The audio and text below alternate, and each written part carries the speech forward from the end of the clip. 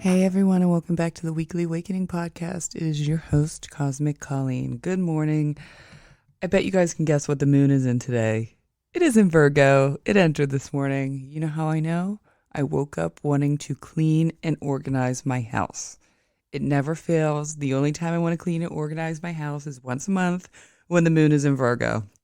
Let me know if you guys feel that way, or all of a sudden you want to get some sort of environment or something in your daily environment organized, restructured, or maybe just cleaned up. There is just this need to want to succeed when the moon is in Virgo, and we find that we want to succeed, but we need to start with just organizing everything. It kind of happens that way. And we're experiencing that through Wednesday, and then the moon moves into Libra, and then it moves into Scorpio. Okay, this week is a nice break from the last few weeks. I think since the end of April, it has definitely been some hot and heavy astrology transits, and we're finally taking a little break. On this week's episode, I'm going to be talking a little bit more about Saturn retrograde and just about the planet Saturn itself, so we can get a better understanding of what to expect by understanding Saturn. On Friday, we have Mercury trine Pluto. And then on Saturday, we had Venus Conjunct Uranus. So we're going to talk about those two things. Again, this week is a little bit more of a relaxed week, so we can take a deep breath. Everything should be moving smoothly in the astrology world. I want to remind everyone to follow me on social media, Cosmic Colleen 1C. You definitely want to follow me on TikTok. I post daily astrology videos on there throughout the week after I do these episodes on Mondays.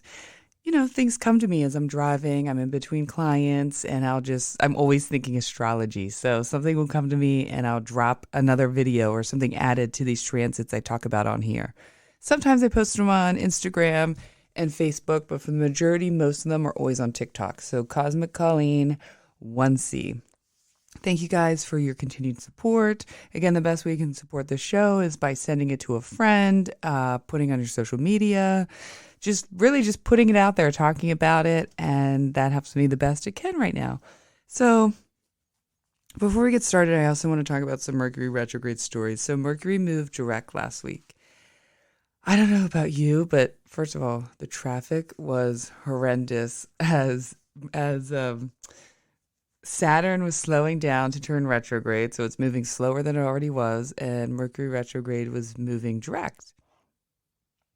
And for days, it was like everywhere I went was traffic, roadblocks, accidents, all of this stuff happening. It was like our daily transits for definitely Thursday, Friday, and Saturday were crazy traffic-wise. So we made it through that. I don't know if you guys experienced that. I know for me it's bad. And that was actually one of the TikTok videos I talked about and did.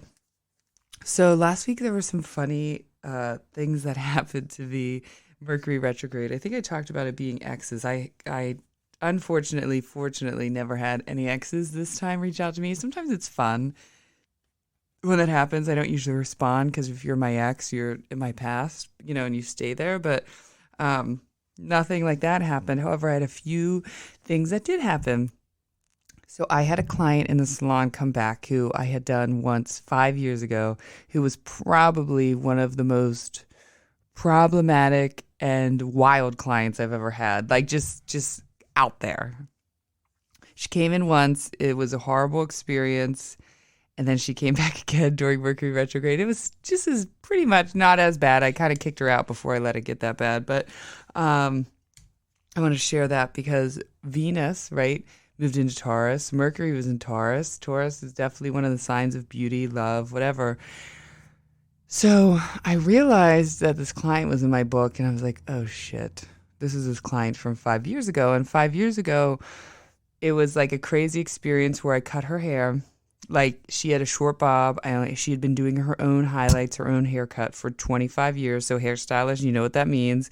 And she was an artist. And I only took a tiny, tiny, tiny bit off this haircut. And the next day, she called in and she was like, oh my God, this is the worst haircut of my life. I don't know what to do. All this stuff. Mind you, when she was in there, she was a little bit problematic as well. This was 5 years ago. No idea who she was. She was like a new client, everything. She came back in and I'm looking at her hair and I remember her sitting there. She's like, well, you did this. And I was like, I actually didn't do that. I didn't touch the back at all. She's like, no, no, no, you touched the back. And I'm looking at it and I'm like, how does this woman not see? Like I should have taken a before and after because her hair is no different. I remember feeling like a little bit like I was being gaslighted and I was like, this is nuts. Do you know what I mean? And then she said something about the color. I don't know. And I sat there and she's like, but I want you to recut it. And I'm like, wait, but you didn't want me to cut it in the first place. And no, recut it. So she sat there and I purposely, again, if hairstylists are listening to this, you know what we do. I purposely didn't really take anything off. I made it look like I was, and I'm so confused because I'm sitting here, she's telling me she hates her haircut, it's too short, but wants me to cut it more. Again, so I was like, there's this super disconnect right here happening with this woman and whatever. So she leaves. And she was referred to someone, by like a regular client who was a good client of mine. She was referred by that.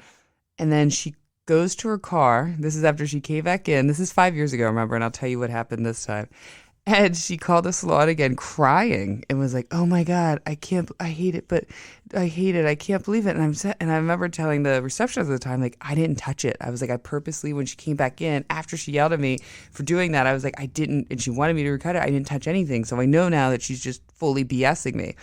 And then she called back again crying. I was like, please tell her, don't tell so-and-so that I did, please, because she'll hate me, this. And I said, I'm never doing that woman again. I'm sure there was more dramatic stuff to it. And I said, I'm never touching that woman's hair again. 5 years go by, never hear from her, see from her. Last Wednesday, all of a sudden I realized she's in my book. And I'm like, oh shit, here we go. So, because I remember her name, I remember everything. She walks in, she just says flamboyant. And when I say crazy, I just mean, I guess, eccentric, but a little borderline crazy. And talking, and I'm like, okay, she's kind of fun. She definitely has a fun, maybe this is better. She's like, oh, I just love the cut. I love the cut. And then she proceeds to tell me how a year ago someone cut it and they cut it wrong, the exact wrong way that I had cut her hair or whatever that she told me. So I made sure that she knew right away, you're not in for a blow dry. I don't have time to blow dry. I'm fully booked. I can't do anything else but your color. Okay. And then, I made sure 3 times because she's someone who doesn't quite hear things, if you know what I mean, understand things. And when she was back at the shampoo bowl, I said to her, so I just want to let you know that I can't shampoo your hair. And she's like, what do you mean you can't shampoo my hair? I'm like, I mean, not shampoo, I'm sorry.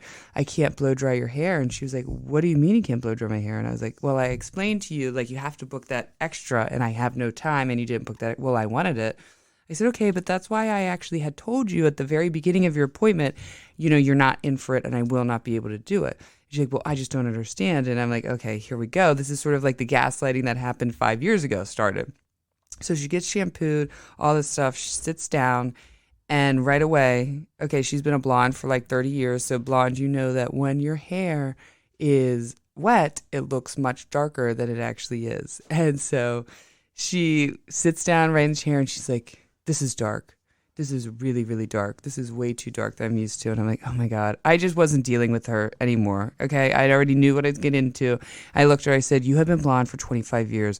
Please stop. I said, when you sit in this chair that when your hair is wet, it is always a little bit darker. And then when it dries, it pops out.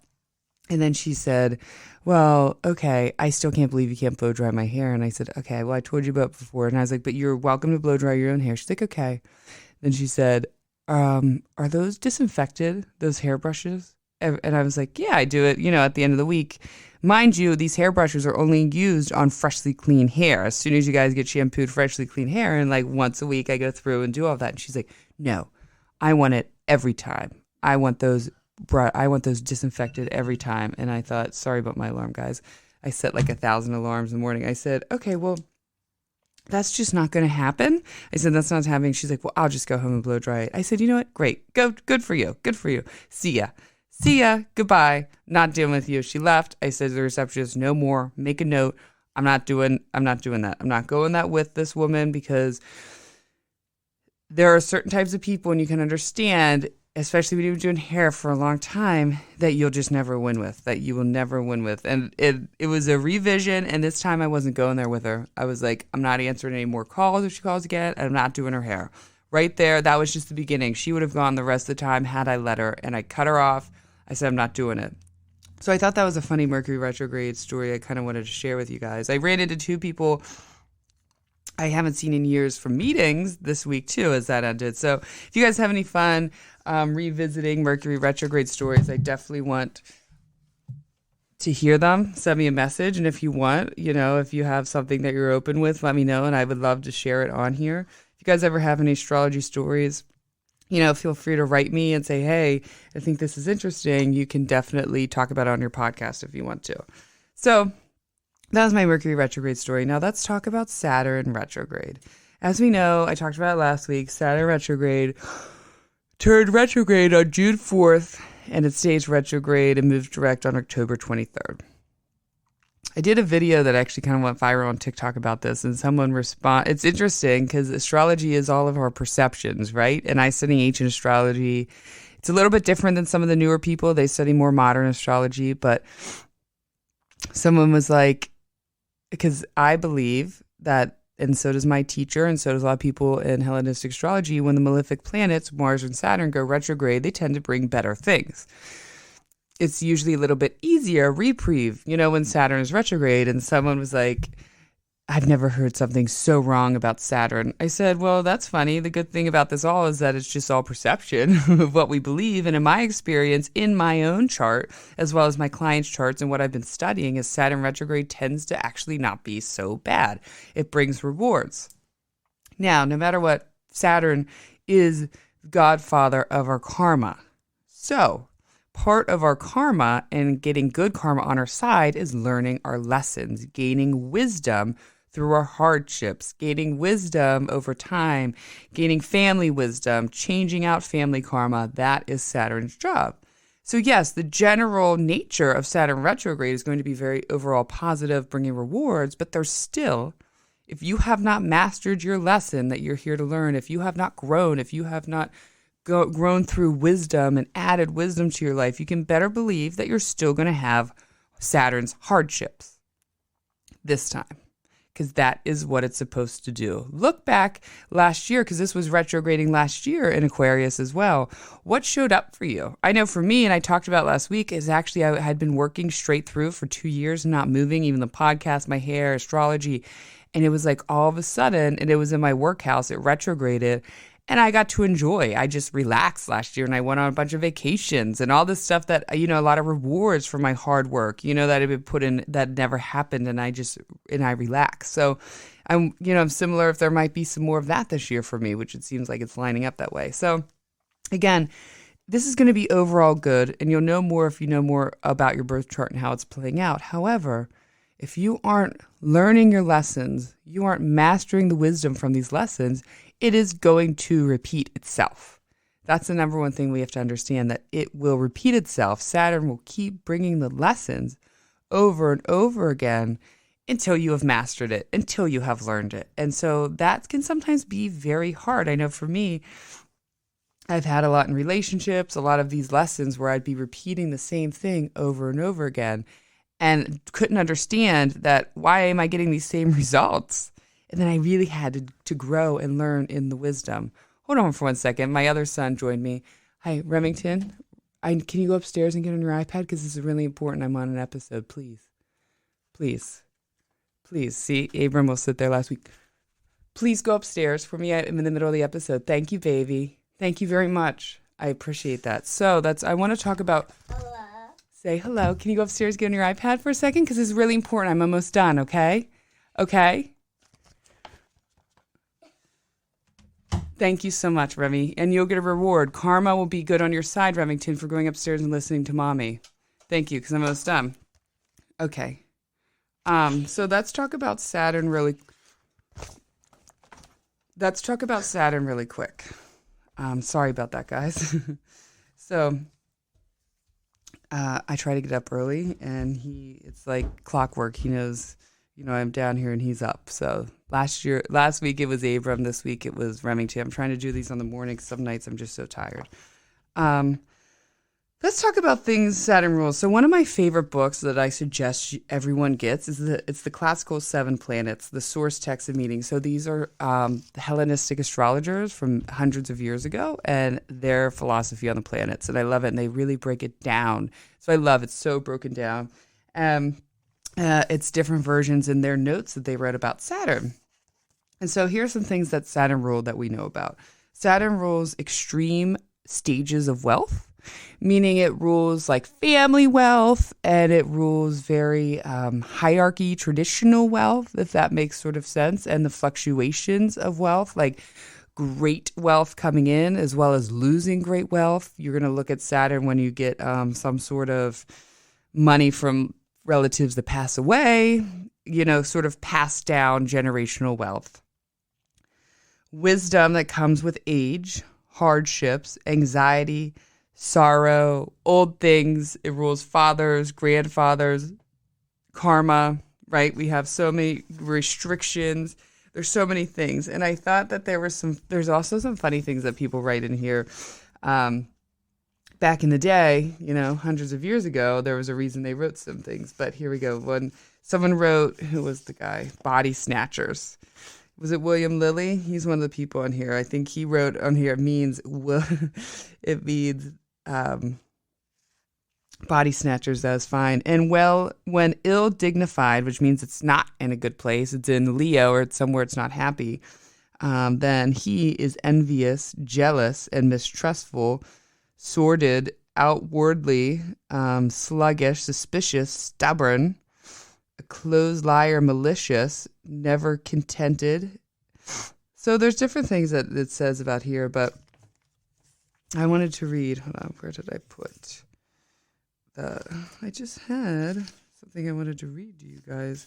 Okay, so this is general notes on Saturn that they have all wrote together. Time. Many of the meanings come from Saturn's being on the border of eternity and time.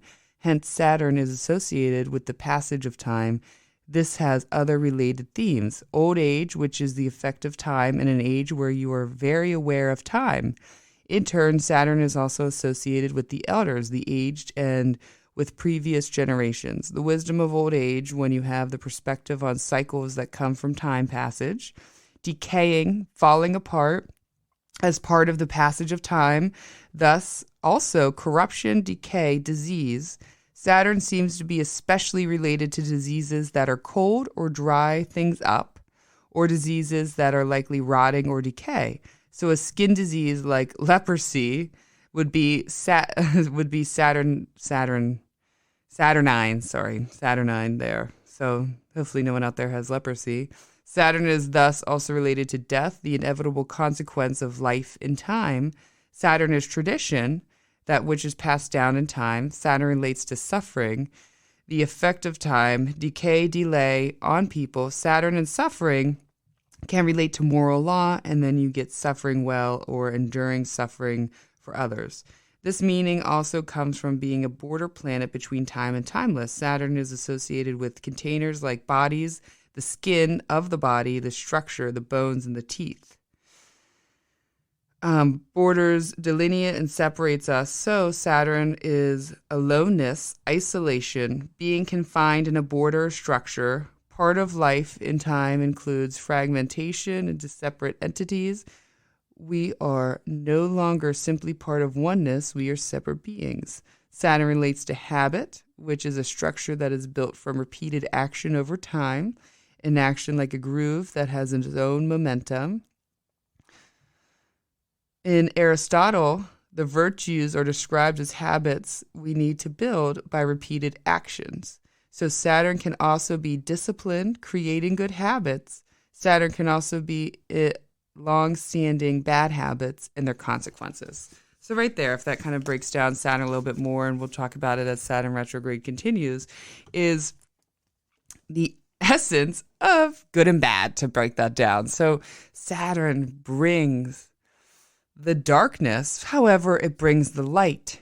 If you work hard, you master your lessons, you understand. So that's what I mean when I say that this retrograde, again, Saturn oftentimes is bringing the death, the decay, the isolation, the hardships over time. And when it turns retrograde about once a year, it lightens things up. And if during that time we master the lessons and gain the wisdom we're meant to gain, good things will come. Rewards will come. However, if we haven't, and it can be tricky because I know for me, there's times I really actually thought I mastered a lesson. I really understood a lesson. And I'm like, damn, why is this coming back to me again? Why is it coming back? And then through that experience, I realized, oh, no. I was very far off. I did not master that lesson at all, and I needed it again. So if you have some harder things come up this retrograde, then you're entering a level that Saturn wants you to keep working through, that you have actually not mastered yet, and you need to gain more wisdom with. And that can be hard to accept. Very hard to accept. However, it is what it is. So good stuff are coming. It's going to be an easier time. However, if old patterns come up again or old issues come up again, you need to gain some more wisdom through it. So figure out how you can go through it while gaining wisdom. So that's a little bit of our Saturn daddy talk. I want to talk about, because the end of the week we have Mercury trine Pluto. We'll probably start feeling that Thursday into the weekend. And this is really good because Mercury is coming off a retrograde. It's trining Pluto in Capricorn. That's pretty strong. This happened a couple weeks ago, if you guys remember. But that one was a little bit harder. With this, I feel like we're going to have being able to, when I see Mercury trine Pluto, right, there's almost an ending to something with Pluto, or an upheaval in ourselves that create an ending. So there can be an ending with our own bullshit. There can be, because of communication, there can be a verbal ending. And this one I think is going to be particularly powerful, or able to have the strength to end something. So we just came off of Mercury retrograde, and usually there's awareness with Mercury retrograde. Awareness in ourselves, a message, awareness about someone else that is no longer working for us, no longer serving us, no longer something positive that we need in our life. During this time, we might have had some awareness, or really already took into account some revisions that we needed to make with our life, our mind, whatever it is. So this energy this weekend might make it easier for you to really end or cut ties. Whether that's with a person and you need to say, hey, I know we had our go around, but I honestly don't have it in me anymore. So sayonara, good luck, and it's going to feel powerful to end that. Or you're going to finally see, or you saw this time, like a bunch of shit that you do that you don't like, whether with the way you communicate or your mindset. Something you don't like, and this weekend, you might finally be ready to end it. You might finally get the time to okay, no more of me acting out in a certain way. I'm done. It doesn't feel good. I'm done doing it, so I'm going to take the necessary steps to fully end it. So this transit, again, is going to feel a lot of power with our words, power with our mind, and power with able to take action with those two things, and action in a positive way. This is also going to be a good time if you really need to show up to a conversation with a lot of power with someone. This is going to be on your side. So if you need to have a conversation with a boss, an employee, another parent, a school, something like that, this is the time where you're like, yeah, I'm getting all my cliff notes, and I'm going to stand there, and I know that I'm going to win whatever this is, because I'm bringing a lot of power to my words. That's kind of this transit a little bit. This also can make us feel a little bit, it can somewhat, trines again deliver, so it's more positive deliver, but it can definitely bring up some shadows. But if it brings up shadows in ourselves or others, we immediately or promptly end it or figure out how to get out of that. So again, if there's any, and this is a great time too, that we embrace our own darkness. We all have darkness. We have light and dark in us, and we cannot forget that. And this is the time that we embrace our own darkness. And also word reversals, and deep forgiveness and healing around misspoken words. We have Saturn retrograding right now, and Pluto in Saturn's sign is Capricorn Aquarius. Pluto's in Capricorn, trining Mercury and Taurus. So I think that there's going to be some deep forgiveness and healing, again, around misspoken words. Maybe words you said or someone said to you. Venus conjunct Uranus on Saturday. Our kids can be a little hyper and chaotic, in their behavior. Again, anytime Venus and Uranus are talking, there's a little bit of kid craziness. So don't be surprised if they're a little bit more chaotic, hyper, little bit more wild, say some off the walker things, or really come out of nowhere with something. Sudden fights in our relationships that end up creating a powerful breakthrough. That is important. Sometimes in relationships, we can hold things back and we don't know necessarily how to say things. And it's almost like we need to have a fight to then move to the next level of communication or move beyond something to create a big block. There's a block between something and sometimes you need that big fight to break through. So I feel like if these sudden relationship fights come up, this can also be related to friendships. It will actually create a very positive, powerful breakthrough afterwards. This can be the same said with your style as well as your fashion. You might all of a sudden want to change your hair, take on a full new radical style. You might wake up one day and be like, I hate all my clothes. I'm going out and getting all new summer clothes, brand new things. Again, Uranus brings sort of shocking, out of the blue discoveries or issues or chaos. Usually it brings something that can bring on all of a sudden a lot of responsibilities. When it's conjunct, that is a more positive, it can be a more positive thing because sometimes you need that power, you need that breakthrough. That's why I said sudden fights that lead to really powerful breakthroughs in relationships. However, it works both ways when something's conjunct. It's better than opposite. However, when they're conjunct, they tend to work better, but that means it's like a melting pot of energies. So there is the good, but then there also can be the harder, bad stuff that's melted into this conjunction, if that makes sense. But again, there's going to be a lot of there might even be a little bit of, what's the word I'm looking, overindulgence with this. In Taurus, there might be a sudden romance as well. You meet someone, you go fishing in a group fishing, and you all of a sudden meet someone out of nowhere, and it just takes off and is wonderful. With Saturn retrograde and Uranus, they're both in a 3-degree square. And we've been in this square with it since 2021. It went exact 2021 3 different times. It went exact at the beginning of this year. And a few times we're still within that 3 degree of Saturn Uranus. So we've really still have been in there. So there could be, with Saturn and Uranus, it's like the old ways matched up against the new ways, and they're going against each other, creating friction. So there could be a little bit of that in your joy, pleasure, kids, family, siblings, relationships, all those Venus ruled things. I'm going to talk a little bit more about that, I guess, next week. This is a long episode, getting into the episode. So thank you guys again. I hope everyone has a fabulous week. Thank you for supporting this podcast, always showing me love. I love you guys so much. I hope you have a fabulous week. And remember, it's going to be an easier week. So this is a good week to have some revisions and really look at how you want to play out your life and play out the rest of the year. I love you all. Thank you and have a beautiful week.